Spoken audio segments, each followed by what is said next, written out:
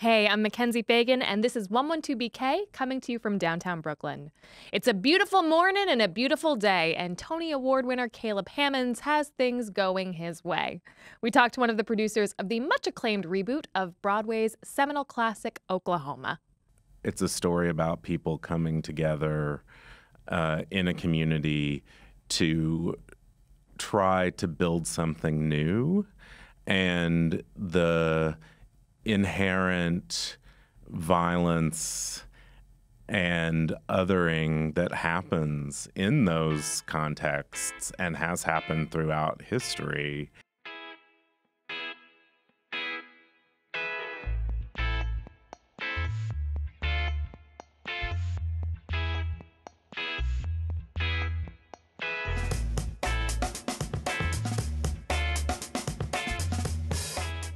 It has all the makings of a modern high school drama. Bullying, a love triangle, opioids, slut-shaming, and pimped-out Surreys. Well, everyone remembers Rodgers and Hammerstein's Oklahoma, which features such musical confections as The Farmer and the Cowman, as a lighthearted romp through the American frontier. It's actually dark as shit. The current Broadway revival of Oklahoma leans into that darkness in a big way, and it was rewarded with a Tony Award for Best Musical last month. We're joined by one of the producers, Caleb Hammons, who oversaw the original mounting of the production at Bard College. Welcome, Caleb. Hi. Well, thank you. I should note to our viewers that you and I did live together. We were roommates in college and a little after. True. So I'm going to give you softballs. Okay. Basically. Great. So Good. you were one of the producers of this production of Oklahoma. Yes. What does that mean? I say as somebody who also gets asked, what's the producer do all the time? Well, I think it means different things in the context of all iterations of this project, which has been something that's cooked for many, many years. Initially, when Daniel Fish first started developing this concept for Oklahoma, he directed it with students at Bard College in 2007. Like undergraduates? Undergraduates, yes, which was before my time there. But it was a very successful student production as far as student productions go. And he had always wanted to continue developing the work, and for various reasons of the rights not being available and timing and interest, it sat dormant for several years as discussions continued. And in around 2014, we started a conversation with him again about the possibility of continuing to work on the concept as a professional production in the context of our Summerscape Festival. And the timing just worked out perfectly on many levels. The rights were available. The Rodgers and Hammerstein organization was willing to meet with us and have an in-depth series of conversations around the concept, what we were visioning for the production and for the music. And we were able to present the first professional iteration in 2015. So in that context, my role was really hands-on in bringing the team together. We conducted a series of music workshops working on the new orchestrations and arrangements by Daniel Kluger. And what has changed in those orchestrations and arrangements? Sure. So Dan, we knew going into the process that as central to the concept was that the band would be on stage. Very popular Very in musicals popular, these yes, days. Exactly. And Dan's vision, which was built on the initial concepts that Daniel Fish had been developing, was trying to think of what would the instruments be that you would see at a barn dance or a community gathering space, a party in a rec center in the context of Oklahoma. And probably not like a bassoon and a harp and like traditional musical theater orchestras. Yes. So his job was to take the orchestrations as they existed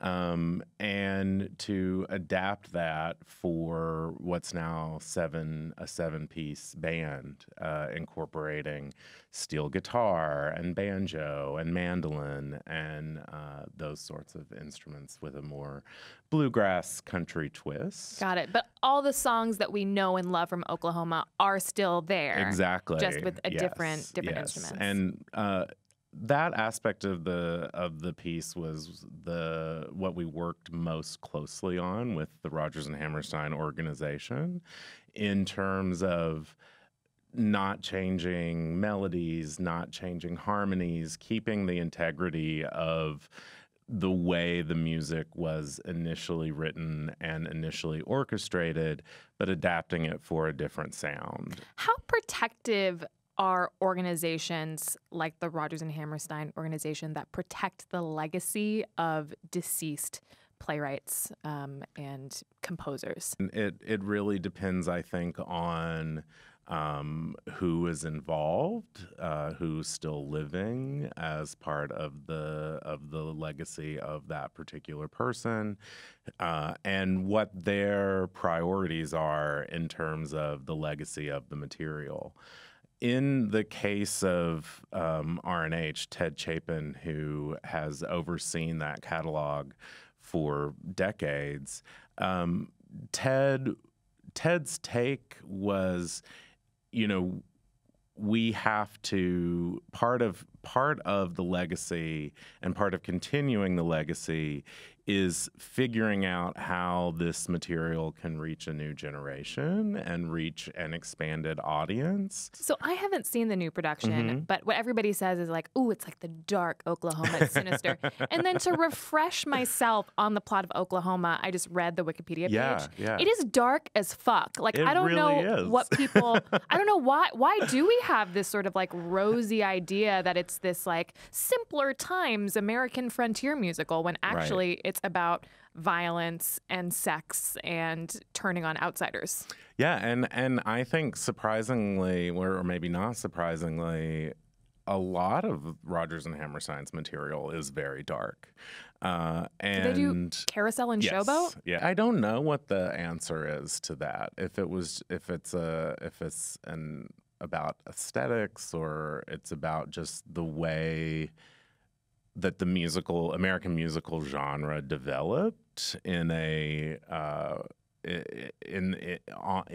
like real life, like how things were staged, the spectacle of it all. But there were times when we were having early read-throughs where we were all like, that's actually in the book? Like, that's actually Was there a line that surprised you, or can you point to one of those moments? The auction scene, I suppose, where it's not necessarily, so this is in the context of a box social that the town is having. All these women have made lunches. Made these lunches, and the lunches are auctioned off, and all the men bid on their lunch hampers.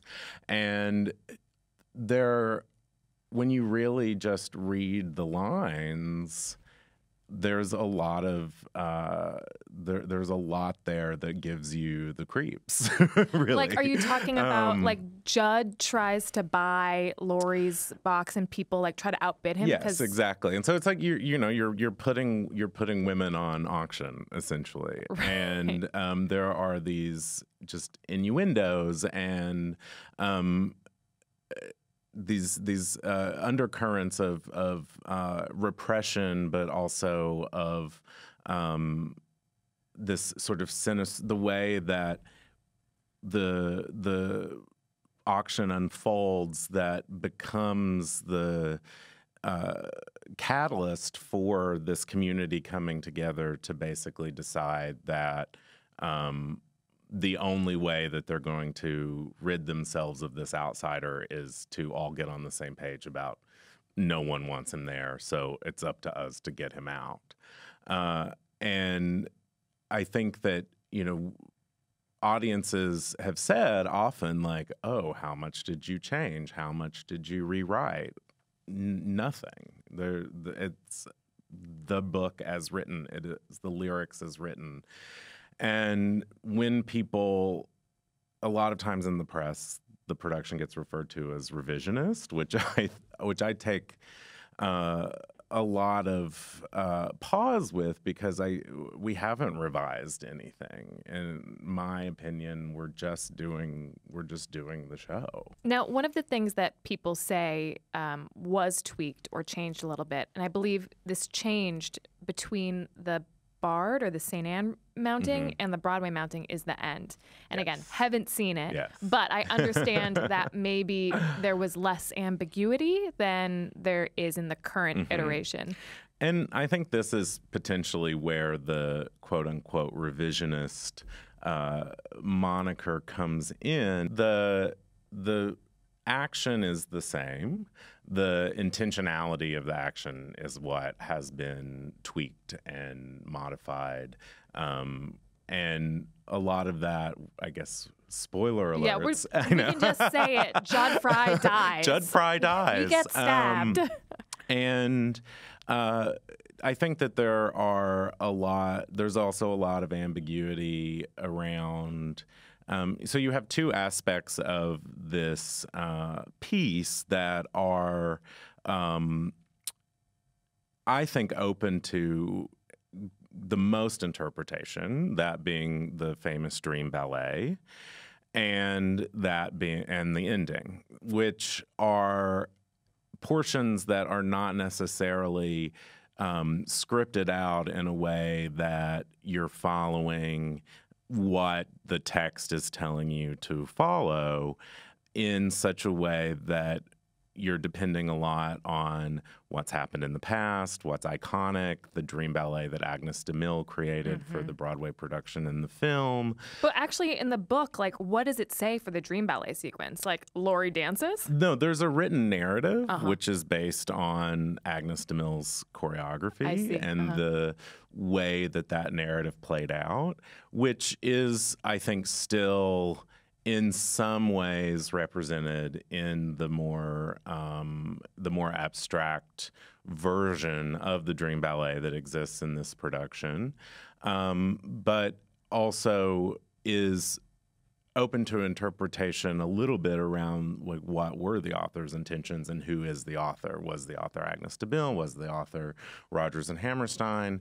And the same for the ending, which is traditionally, I mean, the only straight up difference as far, I think, as the actual spoken lines goes, is that the weapon in the altercation is a gun, not a knife. And in what you would see if you watched the movie, or if you saw, we'll call a traditional production of Oklahoma, is a skirmish happens between Judd and Curly, and there's a lot more ambiguity around what actually happens when Judd, quote unquote, falls on his knife. In this production, Judd shows up at the wedding of Laurie and Curly with a gift, which is, in our case, a gun, in other cases, a knife.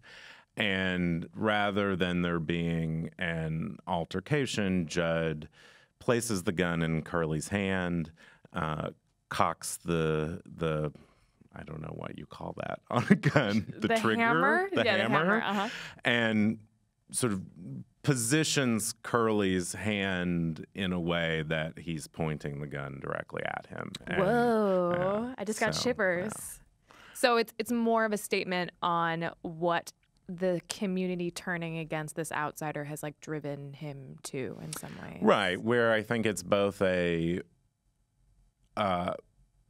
it's both, I think, in some ways, Judd taking his destiny into his own hands, and the community seeing play out before them the narrative that they are all collectively supposed to agree on that happened. Mm-hmm. Well, this makes me ask, why Oklahoma? Why now?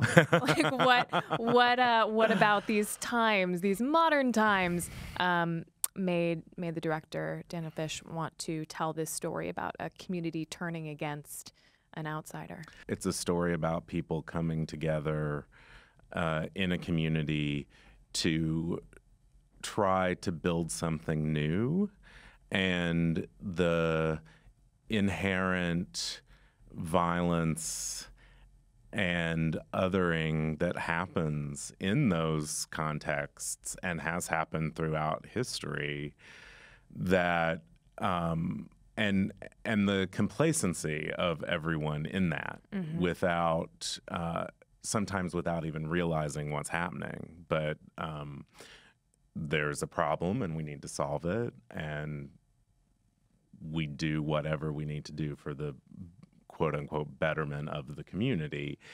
And in the concept of the piece, which has always been in the round, or some version of the round, and has always, from a design point of view, been developed in a way that the entire audience is in the same room as the actors, as the musicians. There's no facade of a fourth wall, or that there's any separation between the audience and the performers, that everyone is collectively a part of this story and therefore also implicated in what ultimately happens in the end.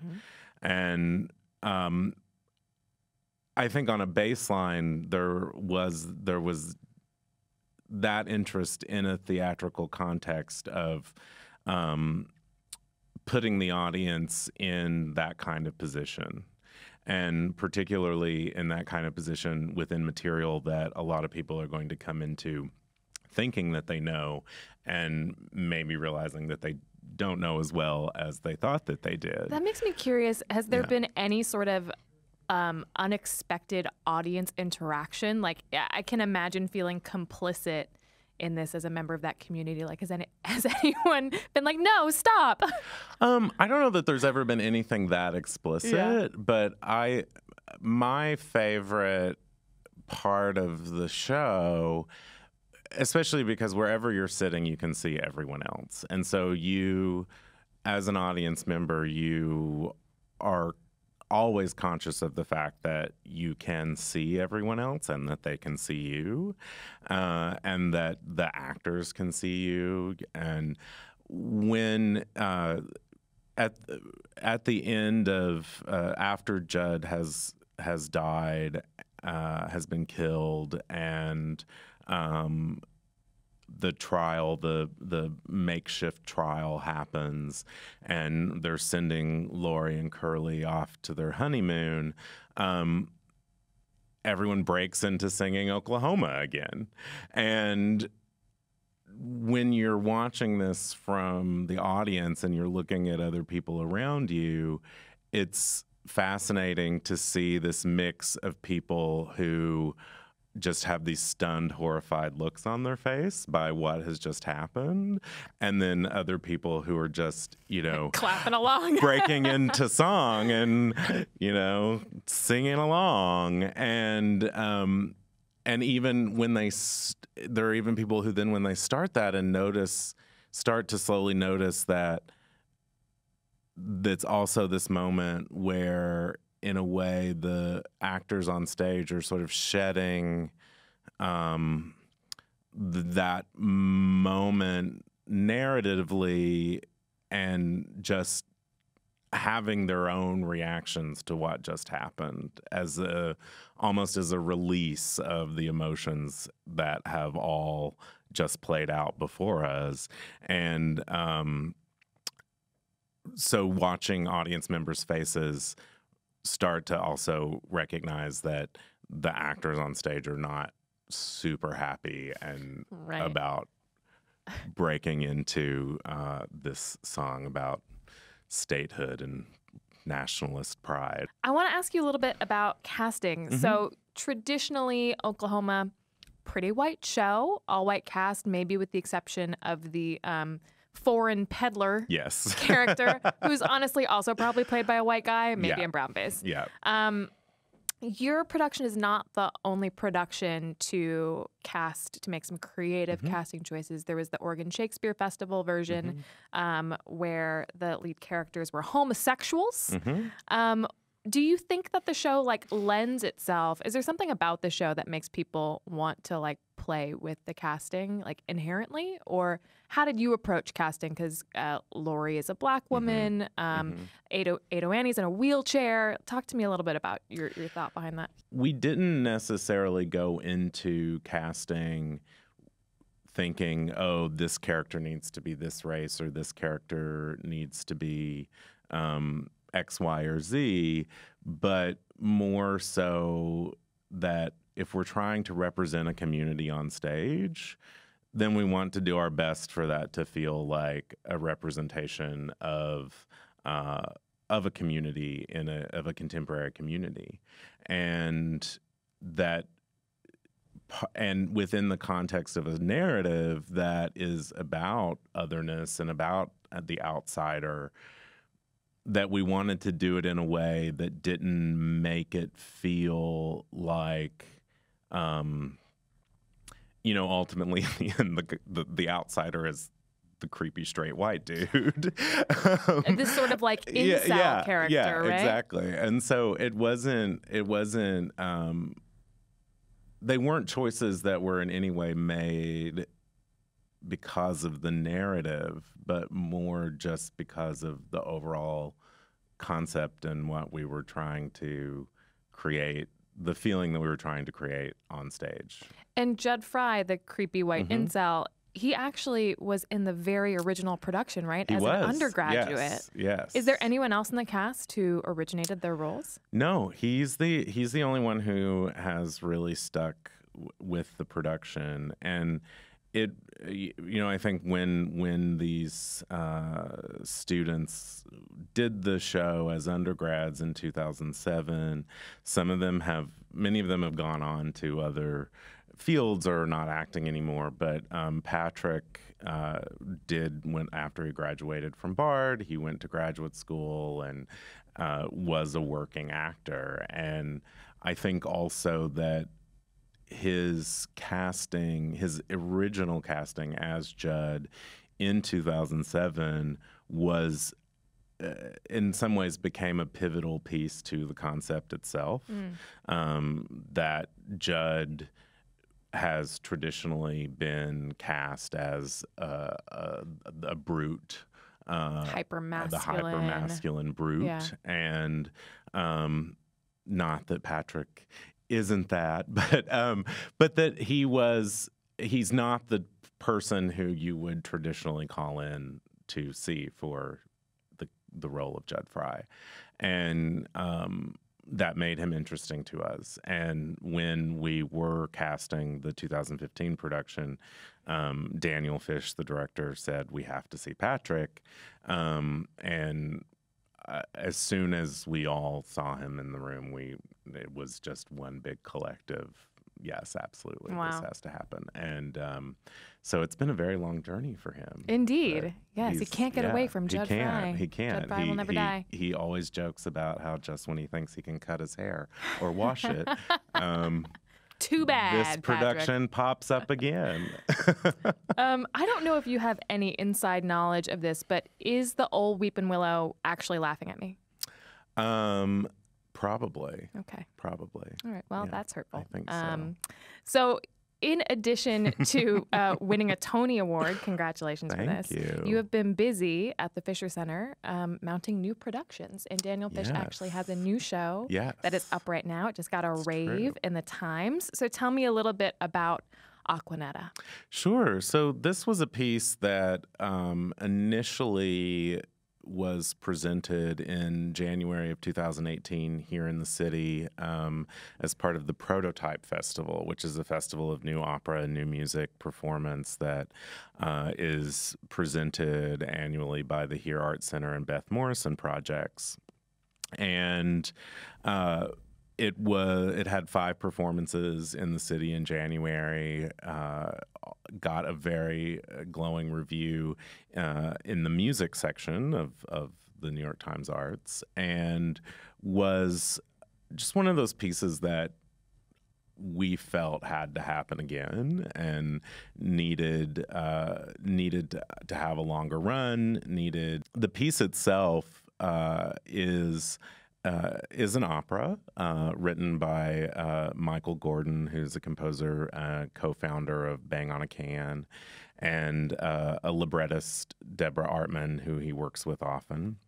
They were initially inspired to write the piece after reading a obituary in the New York Times for a woman named Aquanetta, who was a horror B-movie horror star in the 1940s in Hollywood. And she was a woman of color who often played like exoticized roles. Yes. Is that right? So what was the most fascinating about her is that she was a woman of color, but the exact nature of her background and her entire history were really unknown and were created and sculpted by the Hollywood machine in a significant way. She was by turns Venezuelan or Native American or who knows. Yes, or what. Right. She was at that point in time exotic. And so this is an opera about her roughly, and it incorporates